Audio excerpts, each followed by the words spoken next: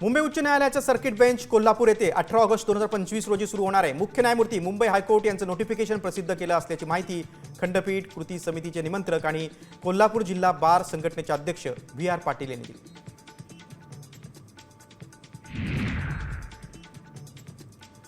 गुरु आणि शिष्याच्या नात्याला काळीमा फासणारी घटना सोलापूरमध्ये घडली आहे। एका खासगी शाळेत 10वीच्या मुलीवर अतिप्रसंग करण्यात आलेला आहे। या प्रकरणी आता पोलीस ठाण्यात गुन्ह्याची नोंद झाली। नोकरीमध्ये कायम करा या मागणीसाठी राज्यातल्या मुख्यमंत्री युवा कार्य प्रशिक्षणार्थ्यांनी बेमुदत उपोषण सुरू केलं। थेट सांगलीत त्या कृष्णा नदी काठावर उपोषण सुरू आहे। जोपर्यंत सरकार मागण्या मान्य करत नाही तोपर्यंत मागे हटणार नाही अशी भूमिका घेण्यात आली।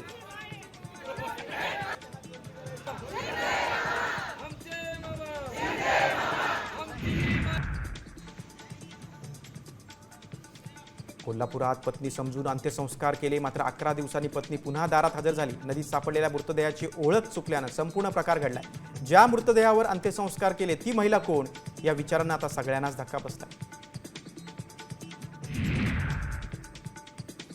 श्री क्षेत्र ज्योतिबा डोंगरावर तब्बल 400 किलो भेसळयुक्त पेढे जप्त झालेले आहेत। श्रावण षष्ठी यात्रेमध्ये लाखो भाविक दाखल झालेले आहेत। याचा फायदा घेत काही व्यापाऱ्यांनी बनावट पेढे आणि बर्फी विकण्याचा प्रयत्न केला। या भेसळयुक्त पेढ्याची किंमत 1 लाख रुपयांच्या आसपास आहे।